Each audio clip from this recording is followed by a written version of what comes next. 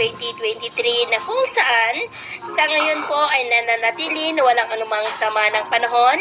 dito po sa loob ng ating area of responsibility at easterlies pa rin ang hangin na patuloy po na umihip dito sa ating bansa. Pero sa labas po ng ating PAR ay patuloy pa rin natin na binabantayan ang banta ng sama ng panahon dito sa ating bansa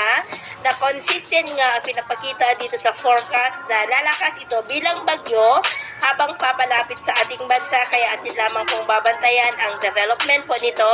dahil bantay ito sa ating bansa lalo na po next week. At sa lagay ng ating panahon, ngayon ay generally fair weather naman sa malaking bahagi po ng ating bansa, maliban lamang sa mga tsansa ng maulap na kalangitan na may mga pulupulong pagulan sa malaking bahagi po ng Mindanao. At sa susunod na mga oras ay generally fair weather pa rin naman, maliban lamang sa mga tsansa ng mga isolated rains, lalo na po dyan pa rin sa may Mindanao